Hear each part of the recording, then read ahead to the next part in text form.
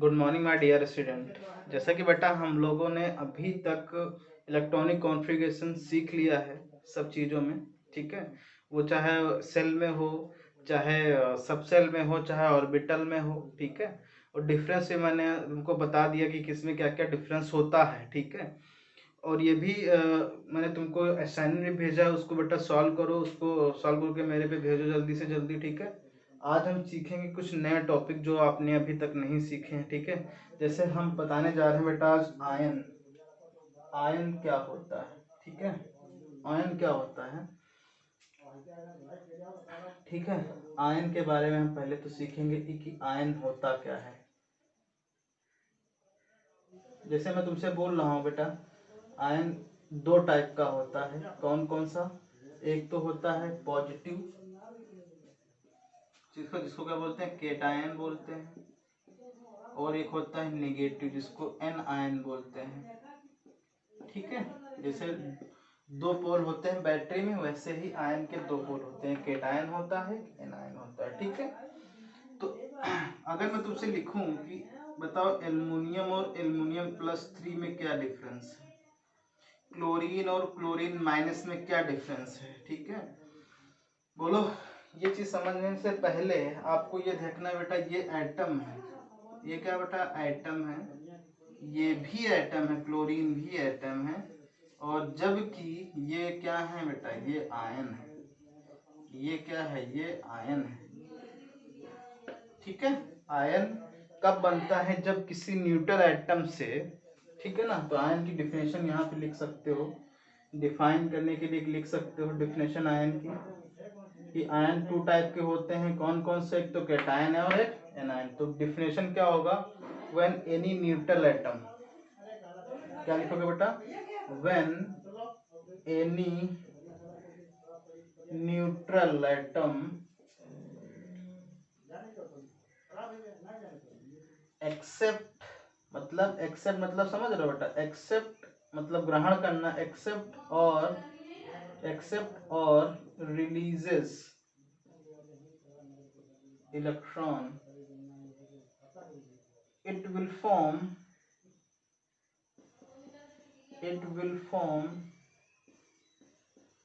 ion. Ion is क्या बेटा? Ion is two type. First one, बोलो, फर्स्ट वन केटायन। केटायन क्या होगा? Positive charge. ठीक है ना, केटायन पॉजिटिव चार्ज होगा, मतलब पॉजिटिव मतलब क्या है कि किसी से इलेक्ट्रॉन चले जाना, एनायन मतलब किसी से इलेक्ट्रॉन आ जाना किसी पे। तो क्या लिखो, cation, cation will form when neutral atom releases electron. ठीक, क्या लिखोगे यहाँ पे, केटायन विल फॉर्म व्हेन क्या, any neutral atom, any neutral atom releases electrons, electron. ठीक है ना, इलेक्ट्रॉन्स या इलेक्ट्रॉन कह सकते हैं। जैसे मान लो एक्स एटम है बेटा, इसने क्या कर दिया, एक एक या एक से अधिक इलेक्ट्रॉन क्या कर दिए, रिलीज कर दिए। यहाँ पे देखो, देखो कैसे लिखोगे, ये एटम है बेटा, यहाँ से एक इलेक्ट्रॉन रिलीज हो गया, तो यहाँ पे क्या लिखोगे बेटा, बोलो, यहाँ पे x-1 लिखोगे। ठीक है ना, अब कभी इलेक्ट्रॉन को माइनस में लिखा नहीं जाता, तो उस तरफ जाएगा तो ये क्या हो जाएगा, प्लस का। ठीक है, तो क्या लिखोगे, x-1 प्लस 1। तो इस तरीके से कुछ लिखा जाएगा। अब देखो यहाँ पे क्या है, -1 यहाँ पे, -1 यहाँ पे, माइनस माइनस हो गया न्यूट्रल। बोलो बेटा, बात समझ रहे हो कि जुड़ रहा तो माइनस खत्म हो जाएगा, तो ये एक समान चार्ज जाके देखो दोनों तरफ। तो अगर तुमको कभी इलेक्ट्रॉन निकालने हुआ करे तो उस एटम से नहीं, आयन की तरफ इलेक्ट्रॉन जोड़ना है। ठीक है ना, यहाँ पे प्लस आएगा बेटा, सॉरी, यहाँ पे क्या आएगा, +1 ऐसे आएगा। जब इलेक्ट्रॉन निकलते हैं तो +1 तक, ये डिफिनेशन यही कह रही है। ठीक है, ओके, बोलो बेटा। अब बात करते हैं एनायन की। एनायन क्या कहता है बेटा, बोलो, एनायन क्या कहता है, बताओ। Anion when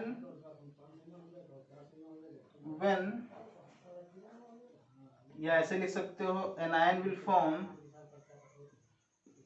anion will form cation will form लिख लेना बेटा यहाँ पे anion will form when any neutral atom accept electron. जैसे x यहाँ पे y ले लो बेटा, y एलिमेंट है, उसने एक एक्सेप्ट किया तो उस पर चार्ज कैसा आ गया y माइनस का, ठीक है ना, बात समझ गए। अगर उसने क्या कर लिया बेटा, 2 इलेक्ट्रॉन एक्सेप्ट कर लिए तो कितना चार्ज आएगा बेटा y-2। अगर 3 कर लिया तो बोलो, यहाँ पे कितना आ जाएगा -3। सिमिलरली यहाँ पे भी कर सकते हो कि माइनस माइनस करते चलोगे। अगर यहाँ पे x है तो यहाँ पे x+2 मतलब कितने इलेक्ट्रॉन करोगे 2 इलेक्ट्रॉन, ठीक है ना, 3 ऐसे से करते चलोगे। तो आयन कितने होते हैं बेटा, 2 टाइप के आयन होते हैं, बोलो 2 टाइप के आयन होते हैं। वो कौन से होते हैं बेटा, बोलो, वो होते हैं कार्बोकेट मतलब एनायन या केटायन। केटायन कब होता है, जब इलेक्ट्रॉन रिलीज हो जाता है, और एनायन कब होता है, जब इलेक्ट्रॉन आ जाता है, ठीक है। ये चीजें मैं समझाने की कोशिश तुमको कर रहा हूँ, ये डिफाइनेशन है, लेकिन अभी आपको फील नहीं होगी आयन क्या होते हैं बेसिकली। देखो अब मैं तुमको डिटेल में बताने जा रहा हूँ, डीप में, कि आयन होते हैं तो क्यों होते हैं, ऐसा क्या होता है आयन में। देखो बेटा, जैसे देखो ये प्रोटॉन है, बोलो ये प्रोटॉन है पॉजिटिव, तो ये भी क्या होगा, पूरा पॉजिटिव होगा, होगा कि नहीं होगा बेटा, बोलो। और ये क्या है, इलेक्ट्रॉन है, ठीक है ना। ये इलेक्ट्रॉन जहां पे न्यूक्लियस में रहेंगे, ठीक है, बात समझ आ गई, बोलो। तो यहाँ पे इलेक्ट्रॉन रिवॉल्व होते रहते हैं। अगर मान लो बेटा ये सोडियम एलिमेंट होता, सोडियम के पास कितने हैं, 11 एलिमेंट, 11 इलेक्ट्रॉन होते हैं, और 11 प्रोटॉन नहीं, हाँ 11 प्रोटॉन, 12 न्यूट्रॉन और 11 इलेक्ट्रॉन, ठीक है बेटा, कुछ ऐसे होते हैं। बात समझ गए कि नहीं। यहाँ पे 11 मैंने इलेक्ट्रॉन लिखे, 12 न्यूट्रॉन लिखे हैं, और 11 इलेक्ट्रॉन लिखे हैं, जैसा डिस्ट्रीब्यूट मैंने कर दिया है। अब मैं तुमको बताने जा रहा हूँ बेटा कि आयन फॉर्म होता है तो क्यों होता है, ये चीज मैं बताने जा रहा हूँ। अगर आयन फॉर्म होगा तो क्यों होता है, जैसा कि मैंने बताया कि केमिस्ट्री में everything is possible for gaining stability, मतलब समझ रहे हो, कुछ भी कर सकते हो, किसके लिए, बस स्टेबिलिटी को आपको ध्यान में रखना है। और देखो बात समझ रहे हो कि यहाँ पे प्रोटॉन और न्यूट्रॉन जो न्यूक्लियस के अंदर रहते हैं वो कभी भी मेजर रोल नहीं निभाते हैं स्टेबिलिटी को गेन करने के लिए। तो मेजर रोल कौन निभाएगा बेटा, ये इलेक्ट्रॉन निभाएंगे मेजर रोल। अब तुमको पता है कि इलेक्ट्रॉन जब निभाएंगे तो इलेक्ट्रॉन को अपनी सेल को छोड़ के भी जा सकते हैं और सेल में भी आ सकते हैं फॉर गेनिंग इलेक्ट्रॉन। तो तुमको पता है बेटा कि एवरीथिंग इज क्या पॉसिबल फॉर गेनिंग स्टेबिलिटी। तो ये क्या करेंगे बताओ बेटा, ये क्या करते हैं, ये इलेक्ट्रॉन पे नेगेटिव चार्ज है, बोलो बेटा नेगेटिव चार्ज है कि नहीं है, इलेक्ट्रॉन पे नेगेटिव चार्ज है और यहाँ न्यूक्लियस से पॉजिटिव चार्ज है, तो सारे इलेक्ट्रॉनों पे अट्रैक्शन फोर्स लगेगा कि नहीं लगेगा, बोलो। तुमको पता है कि अट्रैक्शन फोर्स मतलब क्या, कि जब अपोजिट चार्जेस एक दूसरे को अट्रैक्ट करते हैं, जबकि जो सेम चार्जेस होते हैं दूसरे को रिपेल करते हैं, सिंपल बात है तो, ठीक है। तो यहाँ पे एक इलेक्ट्रॉन है, तो एक चीज बताओ मुझे कि जहां पे अधिक अट्रैक्शन फोर्स कहाँ पे लग रहा होगा, यहाँ पे पहली जो नजदीक सबसे होगी सेल, कि जो सबसे जो दूर होगी सेल। जैसे तुम बताओ, कुछ बच्चों ने बोल दिया होगा जो सबसे दूर हो वहां अट्रैक्शन फोर्स लग रहा है, ऐसा कुछ नहीं होता बेटा। तुम सोचो यहाँ एक मैग्नेट रखो, एक वहां 2 किलोमीटर दूर जाके मैग्नेट रखो, तो उनके बीच अट्रैक्शन फोर्स लगेगा क्या, नहीं लगेगा बेटा, ठीक है ना, क्योंकि बहुत ज्यादा दूरी हो गई, बोलो। और अब तुम सोचो कि बहुत नजदीक रखा तो अट्रैक्शन फोर्स लगेगा, यानी कि सबसे ज्यादा अट्रैक्शन फोर्स इस सेल में कौन सा इलेक्ट्रॉन फील कर रहा होगा बताओ। तो यहाँ पे सबसे पहले ये कर रहा होगा, देन उसके बाद ये, और सबसे कम अट्रैक्शन फोर्स ये वाला इलेक्ट्रॉन फील कर रहा होगा, यानी कि यहाँ पर अट्रैक्शन फोर्स सबसे कम हो गया। जब अट्रैक्शन फोर्स सबसे कम होगा तो ये क्या करना चाहेगा बेटा, जाना चाहेगा ना। अब तुमको पता है बेटा कि यहाँ पे हर चीज एक बैलेंस है, एक न्यूट्रल एटम है। जब ये इलेक्ट्रॉन चला जाएगा इस एटम से तो ये क्या बन जाएगा, बोलो, ये क्यों जाना चाहता है, बोलो, या क्यों इसको ये छोड़ना चाहता है, ये जब छूटेगा तभी तो एक इंटरमीडिएट स्टेट आएगी ना बेटा। एक इंटरमीडिएट स्टेट मतलब सोडियम प्लस बनेगा। ऐसा क्यों प्लस क्यों आया यहाँ पे? क्योंकि पता है तुमको एक इलेक्ट्रॉन यहाँ से जब चला जाएगा, जब एक इलेक्ट्रॉन चला जाएगा तो यहाँ पे डिसबैलेंस हो गया ना। जैसे 11 इलेक्ट्रॉन प्रोटॉन थे और 11 इलेक्ट्रॉन ही थे। अब तुम सोचो जैसे अब एक इलेक्ट्रॉन निकल गया तो कितना बचे? 11 प्रोटॉन बचे और 10 इलेक्ट्रॉन बचे। तो उस चीज को बताने के लिए कि एक चीज बढ़ी हुई है, वो कौन चीज बढ़ी हुई है? वो चीज बढ़ी हुई है क्या? प्रोटॉन बढ़ी हुई है, तभी वो चीज यहाँ पे दिखाई गई है। जैसे यहाँ पे 2 होता बेटा, तो यहाँ पे 2 होता तो 2 इलेक्ट्रॉन जाता, तो यहाँ पे कितना आता? 2। तो यहाँ पे 12-12 हो जाते हैं ना बेटा, बोलो। तो जबकि प्रोटॉन तो 12 ही रहते हैं। क्या कितने रहते हैं? 12 रहते कि नहीं रहते? तो प्रोटॉन 12 रहते हैं, तो इलेक्ट्रॉन कितने रहते हैं? 10। तो कौन चीज बढ़ गई? प्रोटॉन बढ़ गई ना। प्रोटॉन बढ़ गई तो वही तुमको बताना पड़ेगा, यहाँ 2 चीज बढ़ गई है। तो यहाँ चीज समझ में आ गई बेटा कि जो चीज बढ़ी हुई है वही यहाँ चीज इंडिकेट कर रही कि इसमें क्या चीज बढ़ी है। यानी कि यहाँ पे प्रोटॉन बढ़ा हुआ है, यानी कि इलेक्ट्रॉन यहाँ से निकल गया है। बात समझ रहे हो ना बेटा? जैसे अब दूसरी बात करते हैं कि जैसे जैसे देखो यहाँ पे इलेक्ट्रॉन निकल गया था ना। जैसे यहाँ पे मैंने लिया ऑक्सीजन। क्या लिया बेटा? ऑक्सीजन। ऑक्सीजन 6 होता है ना, नहीं 8 होता है। 6 ऑक्सीजन। तो यहाँ पे ऑक्सीजन के पास 8 न्यूट्रॉन 8 प्रोटॉन, ठीक है। ऐसे पहला सेल और ये दूसरा सेल, 2 और 6 इलेक्ट्रॉन आ गए। बोलो। अब तुम सोचो यहाँ पे क्या है? इलेक्ट्रॉन निगेटिव, और यहाँ पे देखो बेटा amount of negative charge is very very more, so the attraction force between nucleus and electron is very high, ठीक है ना। तो जब हाई हो जाएगा तो ये इसको छोड़ के नहीं जा सकता ना इलेक्ट्रॉन। जब जाएगा नहीं तो क्या होगा? बोलो। आना पड़ेगा इलेक्ट्रॉनों को, आना पड़ेगा। मतलब इसमें 2 इलेक्ट्रॉन आएंगे। अभी पता है कि 1 इलेक्ट्रॉन क्यों जा रहा है, 2 इलेक्ट्रॉन क्यों आ रहे हैं, ठीक है ना। जब 2 इलेक्ट्रॉन आएंगे बेटा तो क्या ज्यादा हो गया? प्रोटॉन तो वही है, इलेक्ट्रॉन भी वही है। जब 2 इलेक्ट्रॉन आ गए तो टोटल इलेक्ट्रॉन कितने हो गए? 10। पहले कितने थे? 8। कितने बढ़े? 2 बढ़े ना, तो 2 ही यहाँ पे लिख दोगे। यहाँ 3 बढ़े तो कितने लिखते? 3 लिखते। बात समझ आ गई कि नहीं आ गई? बोलो बेटा। ये चीज आप नोट कर सकते हो कि for ion is form for gaining electron, ठीक है ना। तो यहाँ लिख सकते हो कि ion is form any atom. अगर तुमसे पूछे कि वाई आयन इज फॉर्म तो क्या लिखोगे? एनी एटम फॉर अचीविंग क्या बेटा? Stability, so that the atom release electron और एक्सेप्ट इलेक्ट्रॉन, ठीक है ना। तो ये तो यानी कि आयन का मुख्य कारण क्या है? कि स्टेबिलिटी को गेन हो रहा है, इसीलिए आयन फॉर्म होते हैं, ठीक है बेटा। बात समझ रहे हो? okay. अब देखो बेटा, एक मैं रूल बताने जा रहा हूं, जिस रूल को क्या करना है बेटा, आपको बहुत ही ध्यान रखना है। ये बहुत जड़ है, समझ लो। जिसको बोलते हैं ऑक्टेट रूल। कि सर वो रूल लिखाते हो यार, क्या करें? अगर रूल ना लिखवाए तो तुम लोग बेटा भूल जाओगे चीजें, इसलिए रूल लिखवाना पड़ता है। तो यहाँ पे ऑक्टेट रूल क्या कहता है कि देखो, every elements wants to be क्या बेटा? स्टेबिलिटी। कि एवरी एलिमेंट, स्पेलिंग बेटा लिखो, एवरी एलिमेंट या एटम, यहाँ पे लिखो every atom, every atom wants मतलब चाहता है, wants to be stability, stability. Every elements wants to be क्या बेटा? स्टेबिलिटी। वाइल, जबकि while they can, while they can while they can accept electron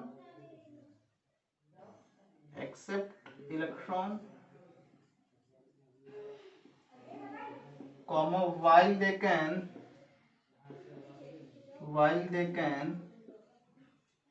release electron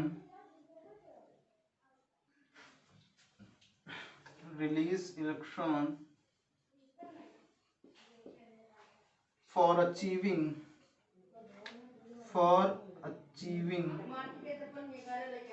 achieving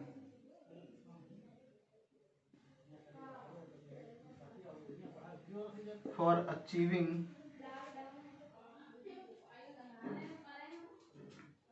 8 electron configuration, electron 8 for achieving 8 electron configuration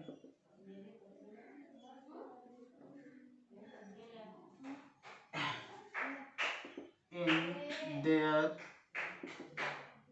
outermost cell।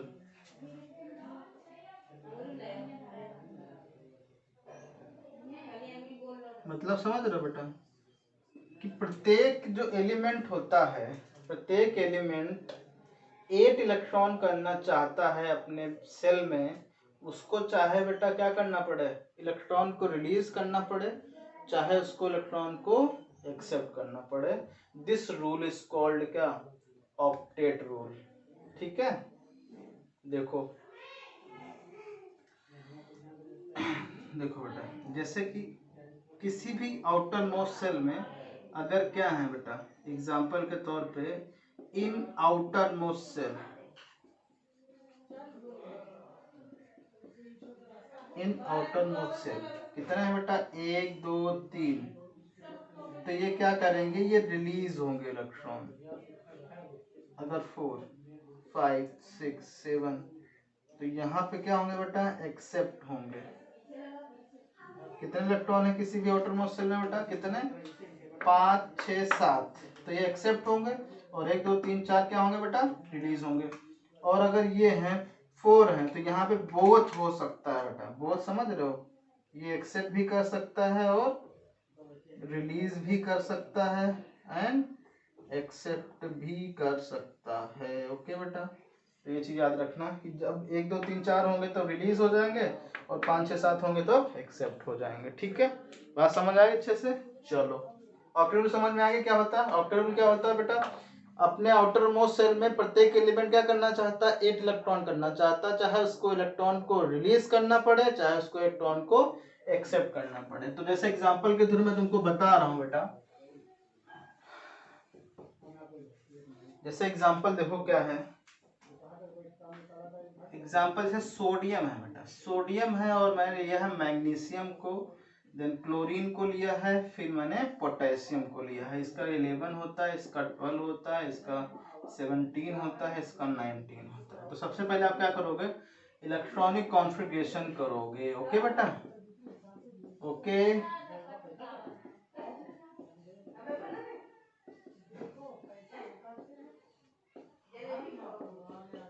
अब outer most cell में देखो बेटा, outer most cell में इसके पास कितने electron है बताओ, 1 इलेक्ट्रॉन है, इसके पास 1 2 इलेक्ट्रॉन, इसके पास 7 इलेक्ट्रॉन, इसके पास 1 इलेक्ट्रॉन। तो बताओ कौन क्या क्या करेगा। अब आउटर मोस्ट सेल में 1 2 3 होते तो रिलीज हो जाता है, यानी कि ये इलेक्ट्रॉन रिलीज होगा, तभी तो यहाँ पे अब तुम सोचो रिलीज होगा तो कितने बचेंगे, 2 8, और ट्रेल फॉलो हो गया ना, इसमें 8 हो गए ना।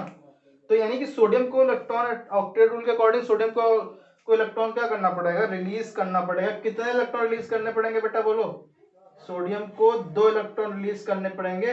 और तुमको पता है जब इलेक्ट्रॉन रिलीज होता है तो चार्ज कैसा आएगा पता, नहीं सोडियम को 1 इलेक्ट्रॉन, सॉरी 1 इलेक्ट्रॉन रिलीज करना पड़ेगा, तो सोडियम पे चार्ज कैसा आएगा, +1।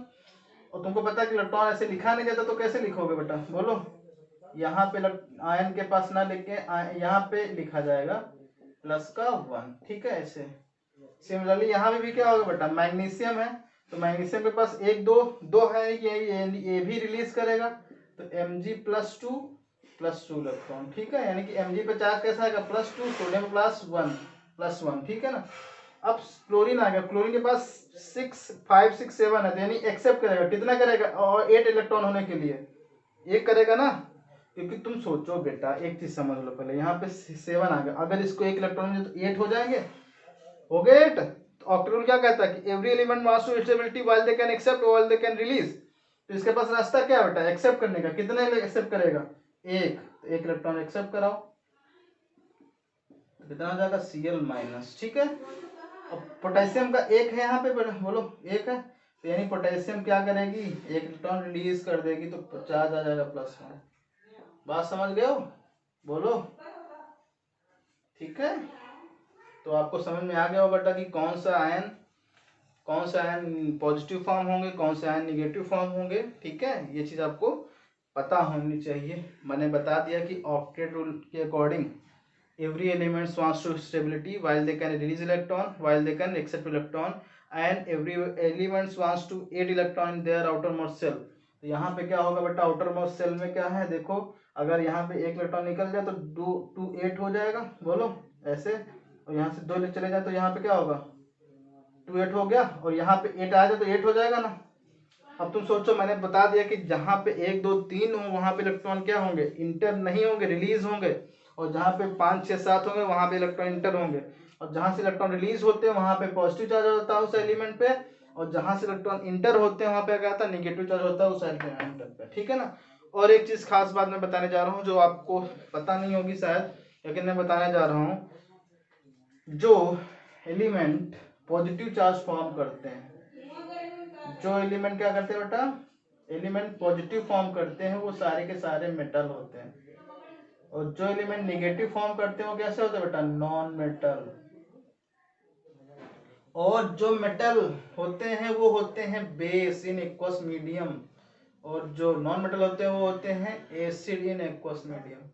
देख लो बेटा कितनी सारी बातें आप इस इलेक्ट्रॉनिक कॉन्फ़िगरेशन के थ्रू जानते लगे हो, कि अगर पॉजिटिव हो तो मेटल होता है, अगर नेगेटिव हो तो नॉन मेटल होता है, अगर कोई मेटल है तो वो बेस बनाएगा, और कोई नॉन मेटल है तो वो क्या बनाएगा बेटा, एसिड बनाएगा। कितनी अच्छी अच्छी बातें हैं जो आप लोग सीख रहे हो धीरे धीरे बेसिक केमिस्ट्री में। अब मैंने तुमको बता दिया बेटा कि किस तरीके से चार्ज फॉर्म होता है। अब कुछ एलिमेंट का मैं तुमको देने जा रहा हूँ जिनको आपको क्या बताना बेटा, चार्जेस बताने हैं कि उन पे कैसे कैसे चार्ज आएंगे, ठीक है।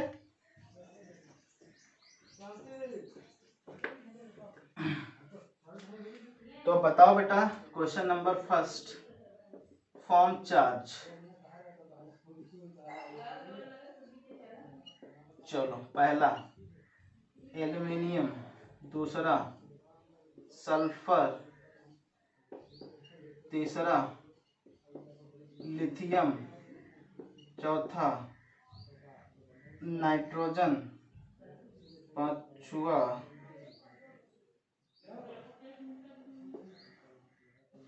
फ्लोरीन। चलो ये बताना, ठीक है, तो मैं कल बताऊंगा आप लोगों को किस तरीके से और होता है। थैंक यू बेटा।